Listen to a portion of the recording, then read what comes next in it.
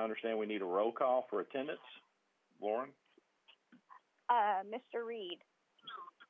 I'm here. Mr. Frazier. Here. Mr. Druffel. Yeah, this is here. Mr. Schulman.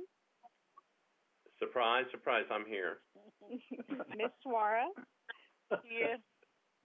And Mr. Crumbo. I am here. Thank you. Okay. Okay, we'll need a motion to conduct this business by conference call. Would either Lauren or Terry give us that language so someone can make the motion? I have it if you want. Okay. Oh, no, maybe not. I thought I had it on the top, but it's not there. Sorry. Terry's been doing it if you have it, Terry. I've actually been just remembering it, but the motion should say that the meeting would be consist of essential business of the metropolitan government, and that it's necessary to hold it electronically in order to preserve health, safety, and welfare in light of the COVID-19 pandemic, in compliance with Governor Order 16 as extended by 34 and 51. That looks good to me. Is there a motion to that effect? So moved. Okay. Is there a second? Second. Yeah. Tim Schulman, second. Roll call. Mr. Reed. Yea or nay? Yes. Mr. Frazier. Yes. Mr. Druffel. Yes. Mr. Schulman. Yes. Ms. Suara. Yes. And Mr. Crumbo. Yes. Okay. Approval of minutes. Do I have a motion to approve the minutes of June 23rd, 2020? So moved. So moved. Any second? Any discussion? Roll call vote. Mr. Reed. Approve. Mr. Frazier. Approve. Mr. Druffel. Approve. Mr. Schulman. Approve. Ms. Suara. Approve. And Mr. Crumbo. Approve. Okay, moving into new business. Metro Nashville Audit Committee's annual self-assessment. Lauren, would you kind of walk us through the report you posted? Sure. So every year, our office, on behalf of the Audit Committee, does an evaluation of the Audit Committee's adherence to the bylaws, which basically require things such as the posting of the minutes 2 days after they're approved, the posting of agendas, meeting with the external auditor, and so forth. So what we've done is, within the workbook, you can see our spreadsheet of how we have evaluated each bylaw to what was occurred during the last fiscal year. So that was July 1st of 2019 to June 30th of 2020. In all aspects except for one, the bylaws were met. The only one that did not get met was the very first one, which is meeting with the external auditor about the CAFR. The bylaws require this to happen 3 times, twice in executive session and once after it has been issued in open meeting. Last year, there was some changeover in the audit committee members and having an interim director, and the September meeting, the September executive session did not occur. But we're already addressing that this year. That will happen after this meeting. So it's just something to keep aware of. But other than that, the audit committee met all of the requirements of the bylaws. Okay. Any questions or comments about that report? No. Okay. I understand there's no vote needed for this, correct? That's correct. Okay. Next item, new business.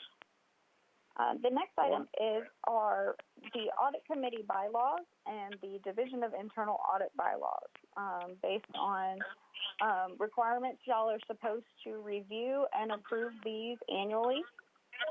We typically do this in September. Last year it was done in December because of the turnover in our audit committee. but we're back on schedule this year. These were provided to you all with the emails of the agenda and the minutes.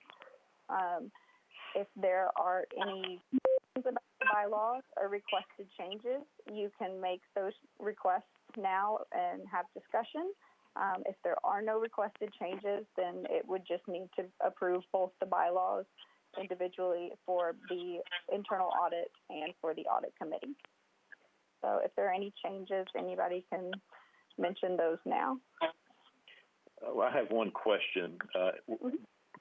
Is there any changes from last year that was approved in this rendition? We have not had so it's the changes same. to these bylaws for, I think, the past 2 years. They have stayed the same. Okay. Comments? Yeah, this is Tom. One of the things that we had changed or discussed was the follow-up on all red flagged issues. Is there? I sort of glanced through there. Is there something in here that covers that? There is not. In the Division of Audit follow-up, in the Division of Audit bylaws, there is a follow-up piece where we will follow up on recommendations. We can expand that to include more around what we will be doing if y'all would like to do that, or it can be left. It's very general terms right now, so that it's kind of fluid as far as how we address them. I guess I'm open. I just want to make sure that process is in place. That's clear. Okay. Right now, I think follow-up says that we will do it every 6 months. As we've discussed, we're doing it now actively as things come up. So the bylaws are not as strict as what we are doing now, if you would like for us to change that. That's a very good point. I don't know. I guess I sort of feel like there might be value to having a very specific component in there that says there is a follow-up within 6 months of any flagged issue, only because I think it details it a little bit better. Okay. Other opinions? Well, this is Charles Frazier. If you say highlight the red flags, occasionally they may want to do the medium or others as well. Then I'm just wondering if you're limiting it to just the red flags, or are you wanting to be sure we absolutely address the red flags? Well, yeah, and Lauren, I don't know how we described it last time. I know we were pretty clear that all red flags would be noted within 6 months. I don't know if we went into the medium level. Do you remember what our final discussion was? We did not go into the medium level. It was mostly just related to our high-risk ones. But as Mr. Frazier said, you can put the requirement on the high-risk ones, but our office would likely roll in any other recommendations that were looked at within that audit. This is Zolfat. Mm-hmm. I do see that. I mean, in the one that I'm looking at, there is something that says that you will be following up audit follow-up, that you'll be following up every 6 months. And I think that should suffice. I've always looked at bylaws and policies to be not as detailed as a procedural document, that it gives some room for interpretation. So I don't know if you want to spell everything out, but in what I'm looking at right now on page 4 of the bylaws, on the audit follow-up, it says the auditor will follow up on audit recommendation as practicable to determine whether corrective action has been implemented, and that will be every 6 months where there will be a request for status report. I think that covers what we discussed, unless there's something else we want to put in there. To me, I think that language is enough. Yeah, personally fine as long as we know and understand that's the case. So. From our perspective, if we do leave the language as it is within the bylaws, I'm happy to write up more of a procedure document, as Ms. Suara has mentioned, that kind of addresses, here's laying out bullet point what we will do, and distribute that so that we are all on the same page going forward.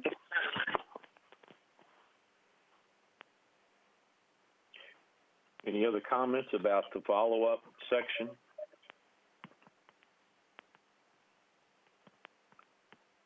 You know, with this transition that we've had and changes, we are finding out writing things down helps. Mm-hmm. And we do have changes in, even committee members. But right now, I think if that approach is okay with the committee members, that we can leave it like it is, but we have a documentation from the auditor on exactly how you'll go about achieving that, because it could actually change throughout the year. But that'd just be a suggestion. I'm open to change it or to leave it and add a procedural document. I'm either way. I just know that possibly when we came in, there was maybe sometimes that we didn't follow up. So if it was in there, maybe I was only here a year, but it seems like historically maybe we didn't, there wasn't follow-up sometimes. I don't know that for sure. The formal documentation of tracking took place, I think, a couple of years ago, if I'm not mistaken, because Councilman Mendez requested that document to be a living, kind of ongoing, documentation of follow-up. Am I correct on that, Lauren? Yes, and so what we would do is we've always followed up every 6 months, but it was more of everybody at one time we were following up with every 6 months without any additional information to you all. So it wasn't like Mr. Reed has said, it wasn't really being documented, any changes or any clearing of any recommendations. And so we started documenting it, and now we've kind of gotten to where we're following up more regularly than even 6 months. So yes, you're correct. Okay.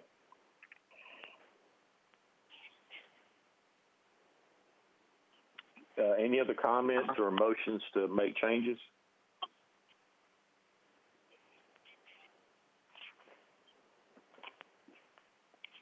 Okay. No. Everybody feel comfortable that we have the follow-up covered?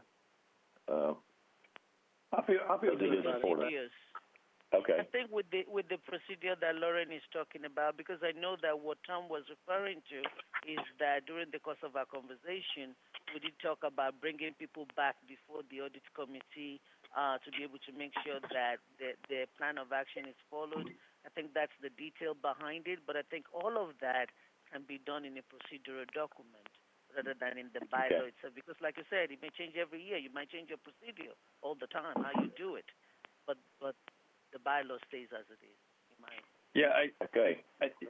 From my perspective, Council Lady Solfat hit it. It's from some of what I saw, it seemed like some, and I don't know how far it goes back, it seemed like some never, some departments never followed up. They had reds and continued to have reds, etc. So whatever can be more of an accountability component, to me, that's what I was looking for, just to ensure that accountability is in there. If it's written in as is, then I'm fine. Thank you. Any other comments or recommendations to change? We will have to, if we're ready, we will have to have a motion to adopt the bylaws as presented. Is there a second? Second. Okay. Any other discussion? Roll call vote. Mr. Reed. Approve. Mr. Frazier. Approve. Mr. Druffel. Approve. Mr. Schulman. Approved. Ms. Suara. Approved. And Mr. Crumbo. Approved. Okay, they're passed. Thank you, Lauren. Okay, next new business item, Centennial Sportsplex. All right, well, good afternoon. This is Bill Walker with Internal Audit. It's nice to be with all of you this afternoon. Our office conducted an investigation at the Centennial Sportsplex involving a cash shortage of $300 in one of their safes. Very quickly, I'd like to recognize Ms. Monique Odom. She is the director of Parks. Parks is very transparent, very proactive on this. We appreciate that. I'd also like to recognize Seth Hatfield, who's on the call with Internal Audit. He was the lead investigator. He did all the work. We appreciate the work he does for us. Simply put, what happened, it's a Friday afternoon. It's at the end of the day, end of the shift. Centennial Sportsplex staff, they're doing their normal routine daily cash count of one of the safes. They note that it's $300 short. They recount it, still $300 short. They contact management, who contacts the Department of Finance, who contacts us. The Parks Department also contacted the Comptroller's office. We launched an investigation, and basically we were trying to answer two questions. One, what happened to the $300? And then two, are there any controls or process enhancements that need to be brought to management's attention related to the cash handling process? And I will say that, speaking of controls, our office, we've done a lot of cash handling, revenue cycle type audits in the past, and you could almost write the observations many times before we go out. Relatively speaking, Parks has some really good procedures in place, controls in terms of segregation of duties, transfer of custody controls. They have two-party sign-offs at various parks throughout the life cycle. Unfortunately, I think it's also important to note that their controls worked in the context that they detected the missing money. Now, there was one control deficiency. I'm sorry, can you all hear me? Yeah, I can hear you fine. Yeah. Okay, thanks. Okay, there was one control deficiency related to security of assets, specifically the number of staff with access to the safe, which made it hard. Without an outright confession, it made it very difficult to pinpoint what specifically happened to the $300. There were three people who had access to the safe. The safe's in the back room where there's a copier, so people are coming in and out quite a bit. You don't have any cameras, no unique access codes to tell you who got in the safe when. We talked to various staff members, went through applicable documentation, but at the end of the day, in terms of what happened to the $300, that was inconclusive. Now, we do recommend that Parks review the number of folks who have access to the safe, maybe consider putting in cameras, have some sort of unique access code so you can, again, see who's coming in and out when. We know about the time period that the money came up missing. There's just so many different people who could have taken the money. Again, it's just very difficult to know what happened to the $300.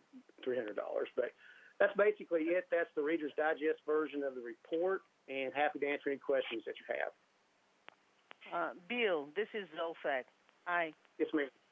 I know that the finding is that it's a room where there's so many people going in, but the thought that came to my mind is that the money is in a safe. People can have access to the room, but does the safe not have a lock or a code? It does. An open safe? It certainly does.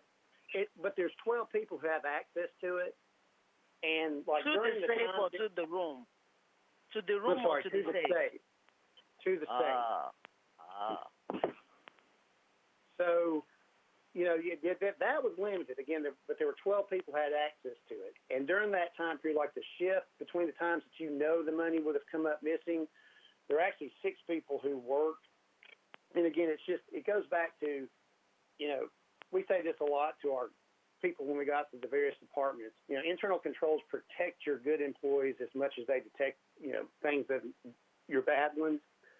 So, unfortunately, in this case, you just got so many people who are surrounded by this, missing money. Being able to, anytime you transfer money or things like that, there needs to be a clear custody transfer, people signing off on things, which they have in almost all of their process with cash handling. It's just when it comes to the safe. Is there a question? I know in our business, if there's missing money and we can't identify, although we got the segregation responsibilities pretty clean, is there a note to the file of the people working so that if it were ever to occur again, at least there's some sense that that person could be, it'd be that person, only as a matter of record, so that there's a backup? Mr. Walker, if I might respond to that. This is Monique Odom with Metro Parks and Recreation. Thank you for the opportunity to be here. Thank you, Mr. Walker and Ms. Riley, for your support through this entire situation. In regard to your question, Councilman Druffel, what was found, one of the most blatant failures in this situation, what was found was the two-person integrity control was not followed. And so the supervisor who was on duty, who signed the document, who did not actually participate and should have in the count of the money, did have a written reprimand put into his personnel file. Okay, thank you very much. And that's what I was saying. It's just that there's a backup just in case there's any inconsistencies with the similar people. You just have a better sense of where to look. Hey, Bill, this is Jim Shulman. Just a quick question. So, obviously, you don't like to have money that's missing, but it's obviously $300. It's not a tremendous sum. So, I guess my only question is: are there other safeguards in place to make sure that in a situation like at the Centennial Sports Flex, we don't have lots of cash on hand at any given time? Well, the safe, when it comes to the safe, there's a set amount that they keep in there for like making change and things like that. And in terms of your actual collections, that's being deposited within a certain time period. So that in terms of the cash that's flowing through, that's being brought in, that should be being deposited as quickly as possible. Now, we didn't test that part of it. This wasn't an audit. We're just trying to find what happened to the $300. But in terms of that money, the safe money, that's just money that's in the safe, being kept for change and things like that. Okay. It just, again, we're not talking about thousands and thousands of dollars that was taken. It was a small amount. Right. And it was an amount, but it was a small amount, and you just you always take precautions to make sure that people don't have access to large amounts of money that could be taken at one time. That was my question. And Vice Mayor Schulman, this is Monique Odom again. Just to follow up Mr. Walker's response. So Park Police pick up deposits of revenue collections every day from the sportsplex and all of our revenue-producing facilities. So just like Mr. Walker said, there is what we call a change fund, an availability of cash to make change available at each revenue-producing facility that stays there and is available and is accounted for. But then the regular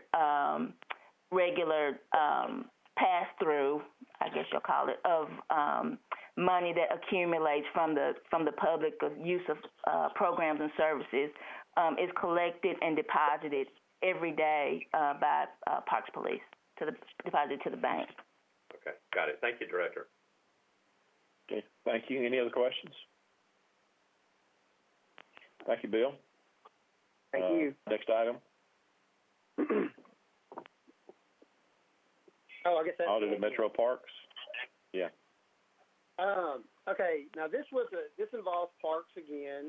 This was just part of our normal routine, working through our audit plan, audit. This is where we looked at the Parks Department and the relationship with nonprofit groups. We've already introduced Monique Odom, the Director of Parks. Also want to recognize Jim Carson. He couldn't be here today, but he was the lead auditor on this, so we appreciate his work. As we all know, parks, it's a popular department. You got a lot of folks who utilize the park service here, to the extent that you have people that will form nonprofit groups that are formed to partner with parks to enhance its mission. So, for example, you may have Friends of Warner Park, Friends of Two Rivers Mansion, things of that nature. They enter into agreements with parks to do a variety of things. And these are very important. This is very beneficial to Metro. What we wanted to look at in this particular audit was, what kind of relationship does parks have? Do they have policies and procedures? Are they following policies and procedures? Really, more importantly, are these agreements that they're coming up with parks, are they being monitored to make sure the stipulations within the agreements are being met? And the agreements ran the gamut. I mean, you've got stuff like tree maintenance, engineering studies, help building a playground, things of that nature. The scope, the time period that we were looking at on this was, what was it? It was July 1st, 2018 through June 30th, 2019. During this time period, they had 18 nonprofits that were affiliated with parks. Now, that didn't mean they had activity. There were 8 that had activity during this time period. They have a policy. They have a process in place. You can't, to become a nonprofit associated with parks, you have to go through a process. Part of that is being approved by the board. We looked at that. All 18 had been approved by the board. All the activities that went through have been approved by the board. They do have somebody at parks that monitors to make sure the stipulations are being adhered to. The only thing we really found on this, their policies and procedures to become a nonprofit, affiliated nonprofit, and to continue being one, there's certain documentation that's supposed to be submitted, like RS exemption letters, fundraising activity, board members, things of that nature. That wasn't necessarily being collected. So the recommendation was basically, review your policies and procedures from time to time, make sure they're updated, and, whatever's in those policies and procedures, just make sure you're adhering to them. But the bigger risk that, people are forming groups and they're providing resources and we're not doing the things we're supposed to be doing, that was good. So that was kind of the main thrust of the engagement. But, again, that's the Reader's Digest version, and happy to answer any questions. Okay, questions, comments? Hey, Bill, this is Charles. Really what got my attention, and really y'all did a great job on this, but just the fact that they didn't check off that they had not gotten financial reports back from the nonprofit. That sounds pretty critical. That you need some evidence that how they spent money, whether it was the same money that you gave them or not. But those financial statements or reports would seem to be pretty important to get those from each one. A very good point.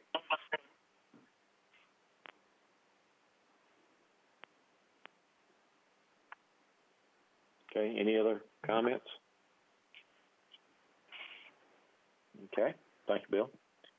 Thank you. Lauren, next item. Next is the audit of the Department of Finance's Treasury Collections Office. This one was issued last Thursday. We did this audit and we put it on our audit plan because there is about between $100 to $140 million that is collected by the Treasury Collections Office, and it's one that we've never really gone out and looked at the processes and procedures on. Just an overview of their office. They're a 3-person office that is responsible for recording the collections related to accommodation taxes, which are going to be your hotel taxes, your Airbnb, short-term rentals taxes that are supposed to be remitted monthly, as well as they collect some franchise fees, some liquor and alcohol, beer-related taxes, as well as some contract vehicles fees that go along with that. The objectives that we had for this audit were to determine if there were controls. Once they received money, were there controls around the money to make sure that it was recorded properly and deposited timely? Did they have a full population in place where they knew who they should be receiving money from? And then also with the individuals and entities that they knew of, were they tracking those to make sure that people were paying at the rate that they were supposed to be? So if it was supposed to be remitted monthly, were they making sure that they received the tax returns monthly? What we found were 13 high-risk recommendations related to this. Many of them were to the cash handling, and with the first one being that we did some confirmations to look at we selected hotel tax payments because hotel taxes are more fluid or are more stable as far as who is going to report. And so we sent out confirmations to them. We noticed that there were numerous errors within the database, whether it was their payments were applied to an incorrect entity, the information within the database was incorrect, or in one instance we did find that a $19,000 check that was sent by a hotel owner, it was cashed, but it was not deposited into a Metro bank account. We received the back of the check from the bank, and it was a forged check. Due to a lack of controls, we cannot determine if the check was ever received by Metro or if it was taken in the mail process. We did expanded procedures to try and determine if this was more pervasive. We didn't find any evidence of that. And also we do our hotel tax audits, and we have never found anything like this before. The $19,000 check was reported to the comptroller's office, as well as the bank it was reported to the bank, and the hotel owner has filed a police report. But he is working to get that money back. Unfortunately, by the time our audit caught it, it was about 18 months after it had been mailed. So it's a process to get it back. But that showed that there was no tracking of receivables. So nobody ever noticed that this check was missing. Additionally, there was issues around the usage of the Access database. Treasury Collections utilizes an Access database as their system of record. The permissions around letting people have access to this database are very limited, which means that individuals who have access to the folder in which it is in can do anything to the database, inadvertently remove information. It's backed up, but it's just always open to possibly some type of manipulation, whether on purpose or accident. Additionally, we found some observations around the mail. During peak times, they can receive thousands of pieces of mail, and it's a 3-person office, so oftentimes when mail is received, it's not logged, it's placed on desks, and it sits on desks, so the money is not deposited in the one business day, which Metro requires. Lastly, we found that they didn't have a full population. There's other Metro entities that maintain lists of licenses or permits that would help to show a clear number of individuals that should be paying these taxes and fees. And Treasury Collections wasn't necessarily utilizing those relationships to help build a population to make sure that everyone was paying, since it's self-reported. So that is all that we found. All of our recommendations were accepted by Treasury Collections and Finance. They have been working to implement them and get processes and procedures in place. On this call, we have Tom Edelman, who is the treasurer, or was the treasurer during the time, as well as Mary Cole, who was our auditor in charge on this project. So if there are any questions, we'll take those now. Questions, comments? Comments. This is Zolfat. It was a little bit troubling reading through it, especially since it has to do with revenues and collection. But I think the part that concerns me the most and that I want to make sure we're doing something about is in the area of the completeness, or making sure that we're collecting on everything. It seems from the reports that there are more errors than anything rather than fraud. Maybe there was one incident of fraud, but it's bothersome that 50% of the people that were followed up with, because I was going to ask if there was a follow-up, there was, and 50% said there were discrepancy. So there's error, obviously, but the part that I think is major for me is making sure that we identify those that are not paying and that we have a good process to be able to make sure that we have completeness and that we're collecting from everybody that we're supposed to collect from. So I'm very much interested in what is being done. I know that the recommendation is accepted, but in that area of how we're going to make sure that everyone, especially on the self-reporting, that needs to give us. We're looking for money everywhere. We cannot afford to have people not pay. And so to be able to make sure that that is done and the money comes in, I think it's crucial for me. Mm-hmm.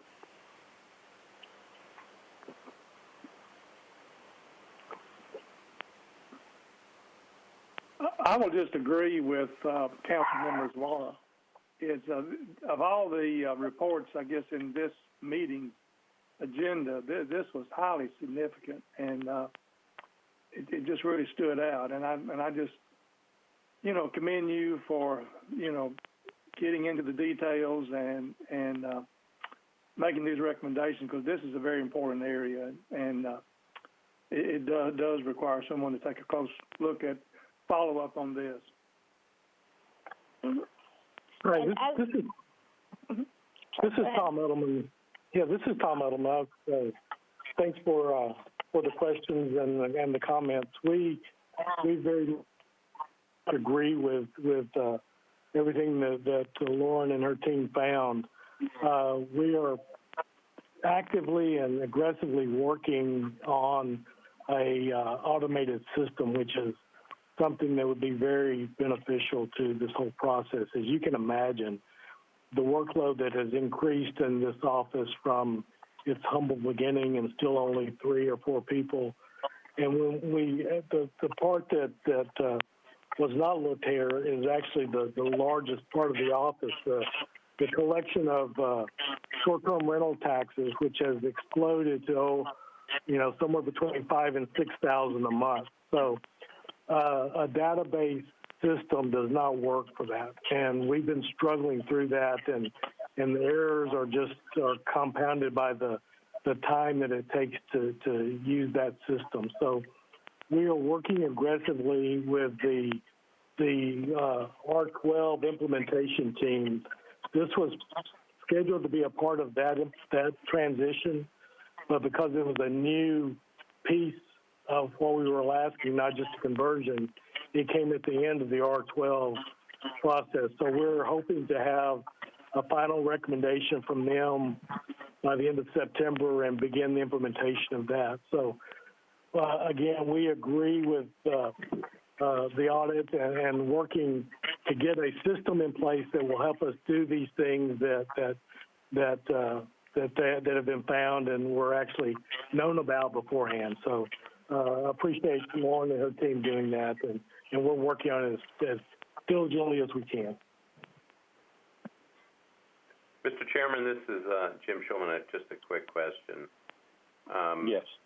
Tom, in terms of, it looks like you get a lot of mailed-in payments.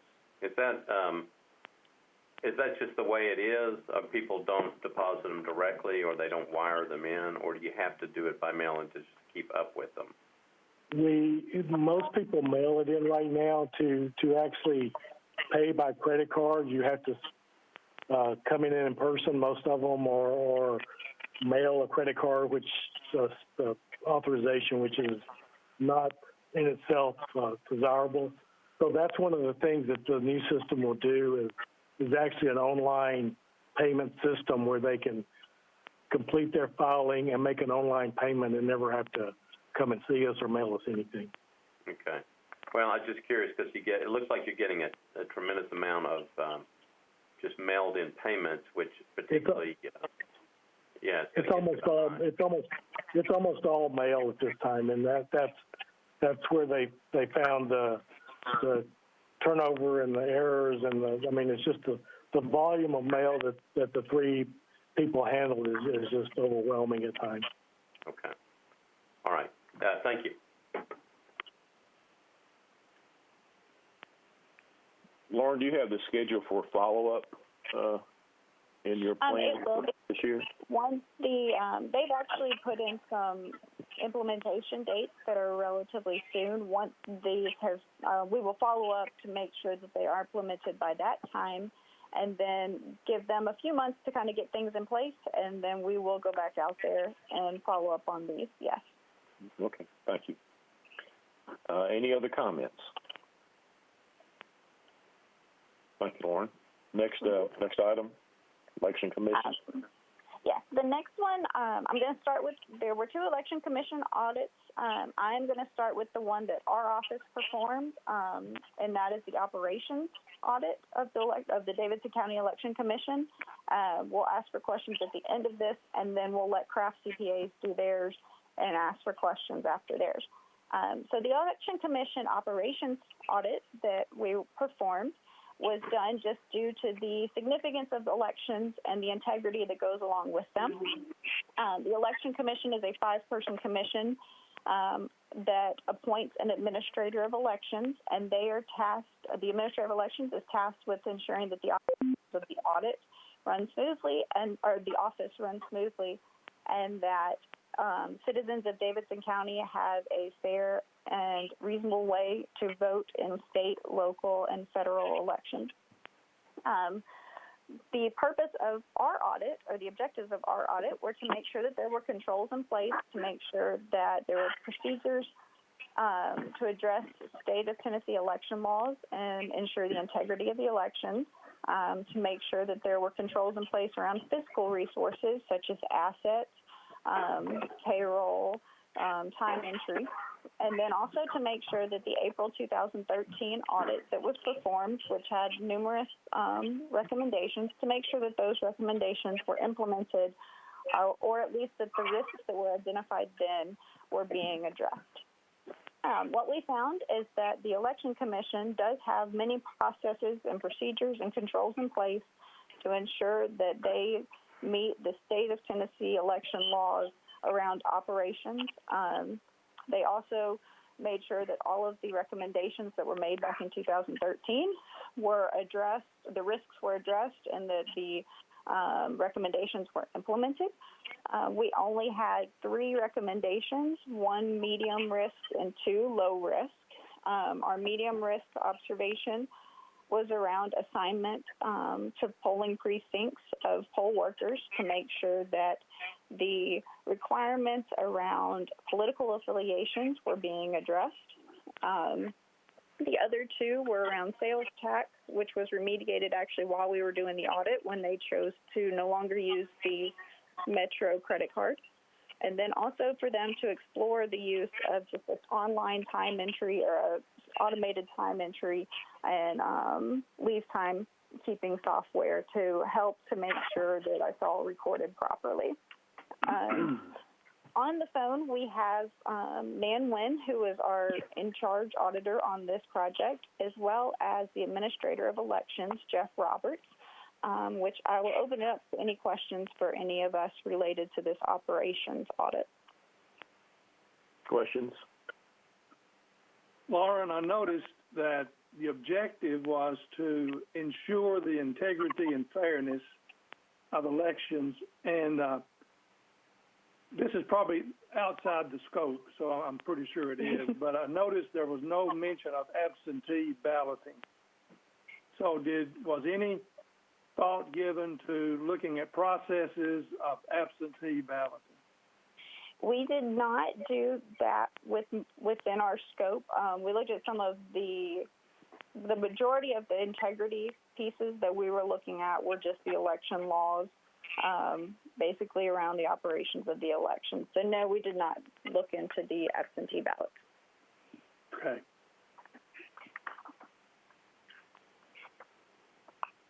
Okay. Any other questions, comments? Okay. Okay. The next piece is Okay. Kraft? Yeah. So the next piece is our office outsourced the information systems piece, or election commission information systems audit to Craft CPAs. So I will turn it over to Scott Nally, who worked on this audit for us. Good afternoon, everybody. We greatly appreciate the opportunity to have assisted the Office of Internal Audit on this engagement. Lauren and her team were extremely helpful as we planned and performed this audit. Also, the team at the Election Commission were very helpful. As you know, we're going through some unusual times with the pandemic and everything, and so performing internal audit work is not always business as usual. So Jeff Roberts and his team was extremely helpful as we performed this work. We were asked to look at the information systems that the Election Commission manages. The scope of our audit included the period March 1st, 2019 through February 29th, 2020. Anything that happened during that time as it relates to these IT systems was the focus of the audit. As we were putting the planning together, we found that the state of Tennessee has an election security standard that sets forth a set of minimum standards from a network security standpoint that all 95 counties in the state of Tennessee should follow. As we reviewed that, what we found is that it's based off of industry standard best practice just for network security in general. In fact, it's based off of some of the most common frameworks that are out there that we typically see with the other clients that we work with. So we use that as a foundation to assess the Election Commission against. And some of the areas that we included in the scope included making sure that the Election Commission had an information security policy and procedure in place and that they were following those procedures. A secure computing environment was in place to protect voter data. Logical security controls were in place. Antivirus and malware were in place. Physical security of systems was appropriate for their environment. Any vendors and third parties were appropriately managed. And then change control procedures were in place to maintain the integrity of data. During the audit, we found we made 8 observations with recommendations. One of those was high risk. We assessed at high risk. 6 were assessed at medium risk, and then 1 low risk finding in the report. I'll walk you through at a high level each of the high and medium risk items, the first of which was removal of access for terminated employees. What we found is that there was 1 employee who terminated during that period, and their access had not been removed timely. The state election security standards would say the next day. This employee terminated in August of 19. As of the date of our testing, which was in April of 2020, access had not been removed for that employee. The next item related to a risk assessment. So the state standards require a formal risk assessment that's documented and considers all assets where voter data may exist. While the Election Commission has some of this information in various documents, they did not have a formal risk assessment that covered everything that would have been required by the state standard. Workstation lockouts. So the standard has a minimum requirement for when people are trying to access workstations inappropriately or using the wrong password, basically. The user should be locked out from that workstation after a certain number of failed login attempts for a certain period of time. And what's in place at Metro, so in this case, the Election Commission follows the Metro standard. That standard did not meet the state minimum requirement. Firewalls, so the state requirement has a certain amount, a frequency that firewall rules should be reviewed. While firewall rules are reviewed by ITS, they aren't reviewed based on the frequency required by the state minimum standard. nor was that being formally documented by ITS. The next area of concern that we had was around encryption key custodians. Again, this is something where they're following the ITS standard. The state requires that holders of those keys formally acknowledge their responsibilities, and that was not something that ITS had in place, although they subsequently have put that in place. Security awareness training is a area that the state has requirements around. Again, the Election Commission was following Metro's lead on this, which is perfectly acceptable. However, the Metro-wide training program had a certain amount of inconsistency in it, and therefore we did not feel that the Election Commission could show that they were meeting the intent of the standard from the state. And then policy documentation, the state standard has certain requirements around having a cybersecurity policy in place and employees signing acceptable use agreements. Again, the Election Commission is following Metro's lead on this, and Metro does have an acceptable use policy that employees acknowledge. However, the policies that are in place around cybersecurity and acceptable use don't seem to get to the detail level that the state standard would require. That's a high-level summary of each of the high and medium risk findings. I think as Lauren mentioned, Jeff is on the phone. I also have Erica Hightower, one of the supervisors that assisted with this engagement, on the phone, and so we're happy to answer any questions you have. Hey, Scott, this is Charles Frazier. When your report refers to a workstation, is that a voting machine, or what is a is that just a computer, or what is a workstation? Yeah, great question. It is just a computer. So that raises another question. Did you ever do a test voting, like somebody, you pretend like you're voting, for imaginary officials and just see if it goes through the system correctly? Is that part of any procedure? No, that was not in the scope of what we looked at. We weren't looking at tracing voted data through the process. We were looking at restriction of access to systems. Erica would need to speak in some detail to this, but I do believe we at least did physical observations of the voter machines to make sure that they were secured appropriately. And then there are certain requirements around the voter machines. And I recall us coming to the conclusion that as far as it relates to the state standard anyway, that they were in compliance with that. Okay, thank you. Mr. Chairman, this is Zolfat. Go ahead, Zolfat. Two questions. The first one that I'm just asking is that I'm not a computer person, but with this medium level risk, does that mean that voter information is not secure and it's susceptible to hacking? Is that what this, to a layperson, what does that mean? The second question is that I see some of the recommendations where most of it were accepted, but there were some that were partially accepted. And so in the case of the one that are partially accepted, are they still in compliance with the state requirements? Without going through, I'm trying to figure out whether they're doing more or less or what it is, but I'm just going through the report and I see where there are one or two partially acceptance. Is that still okay? And does that reduce the level of risk?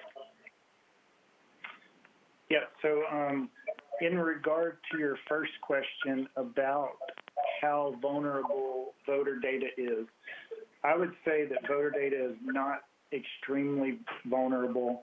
Most of the information that the Election Commission maintains is publicly available anyway. Now, there are certain elements that aren't publicly available, of course. The heightened risk level here is you do have a set of state standards that the Election Commission is expected to follow. And in our assessment, they did not meet the standards in these certain areas. And so to us, that raises the risk level. And then reputation-wise, of course, there's going to be a high level of reputational risk around anything related to the Election Commission. And without meeting what I would call a defendable set of minimum standards, since that's what the state requires, to me, that elevates the reputational risk. So that risk level is based off of the assessment, essentially, of reputational risk and your risk of noncompliance with the state.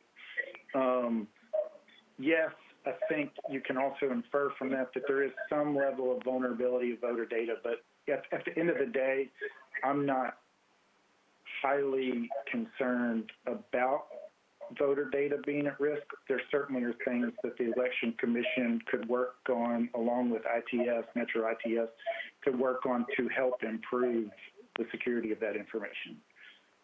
And this is Jeff Roberts from the Election Commission. Just want to make sure that the committee understands that there's a single set of standards for all 95 counties in Tennessee. So O'Brien County, the Election Commission there, that doesn't have a Metro ITS. They are maintaining their own servers. They're setting all of their own policies. That's quite different than the Davidson County Election Commission that comes under the umbrella of Metro ITS, and we follow all of their security protocol. This is John Griffey from Metro ITS.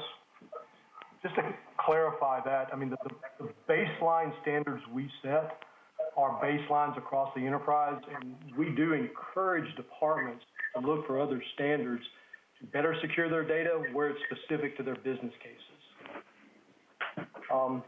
One thing I am kind of curious about the audit findings, was there any analysis on the compensating controls that were put in place?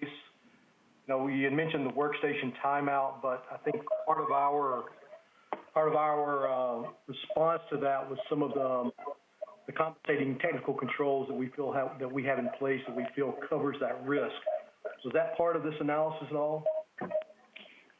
Yeah. So from this is Scott with Kraft. So we have not taken. We understand your position on the compensating controls. You know, I don't think it was our position to make a decision if the compensating controls were better than what the Election Commission or what the state standard recommends. And so we would encourage ITS and the Election Commission to work together. And certainly, to point out, the state standards do allow for, it has flexibility in there to not have to meet the standard exactly. And so absolutely, the compensating controls you have in place may be adequate. But I think that's a decision that needs to be made between the Election Commission and ITS. And in most cases, what we recommend is if you're making a decision to not follow a standard specifically, that you document your reason for that. I don't recall seeing anything in the state standard that said you absolutely had to document your reasoning for justifying a different set of controls. But just in general with our clients, that's typically what we recommend, so that if there were any questions about that, you have that defense already documented and the reasoning behind it. Okay, thank you. Thank you. Yeah, but if I can, to address the other question about some of the areas of partially agree, I think what Jeff has highlighted is there are certain elements to a few of these where they have some of the information in place and some of it is even documented. Our position on that is still that it doesn't go as far to meet the standard, and that the Election Commission may have a difficult time defending that if somebody were to come in and, you know, ask specifically about compliance with the standard.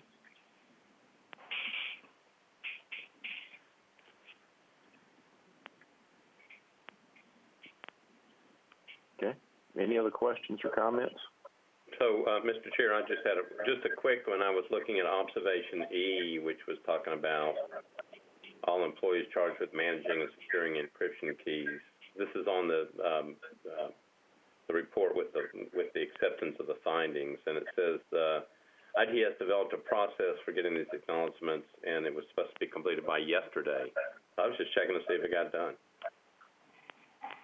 It was. Okay. I just saw it, and I thought I would ask. All right, thank you.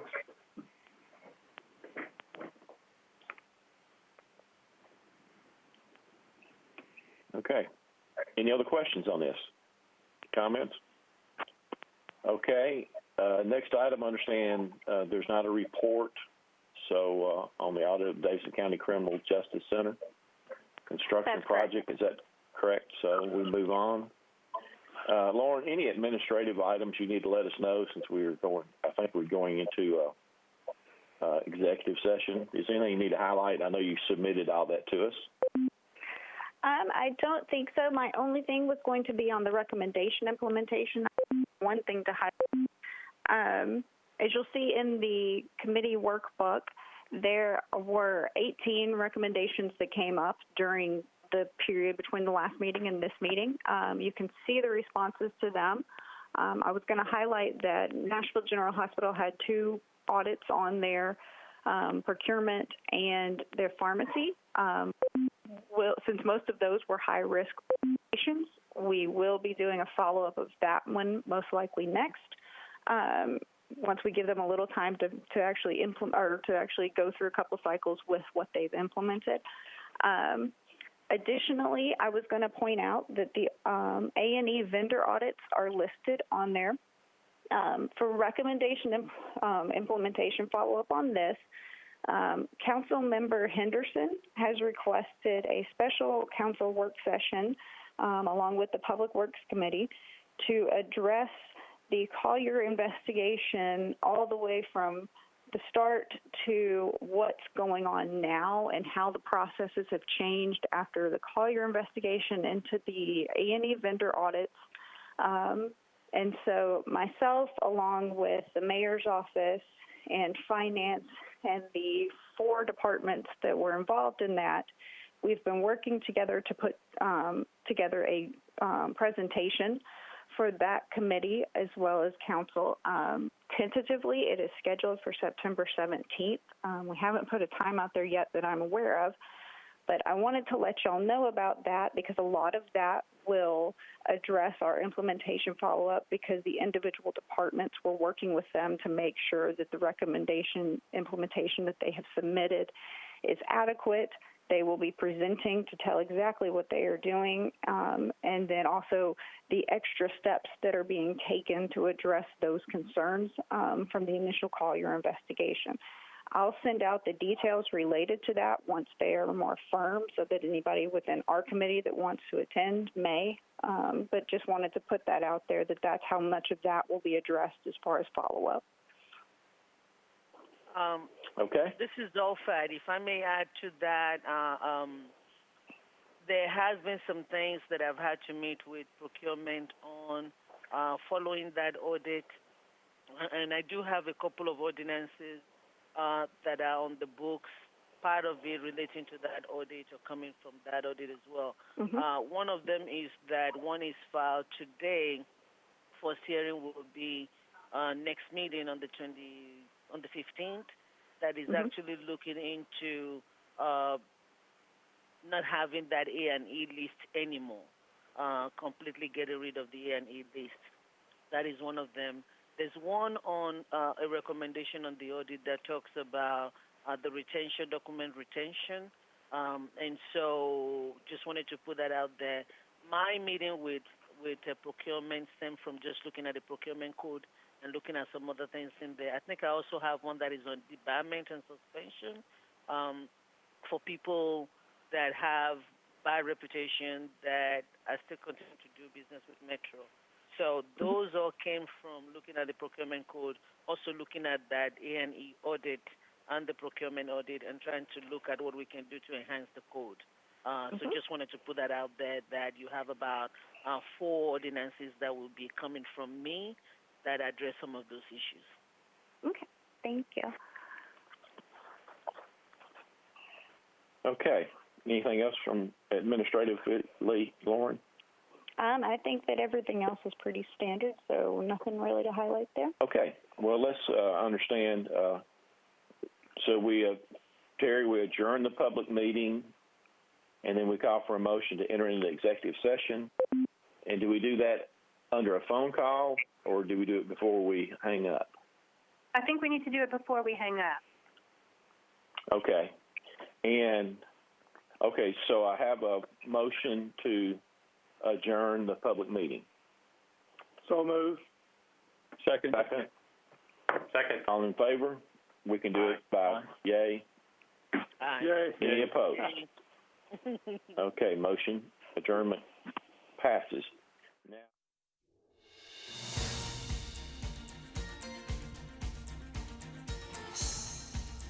This has been a service of the Metro Nashville Network. If you would like to see this presentation again, or for more information about this and other programs, visit nashville.gov.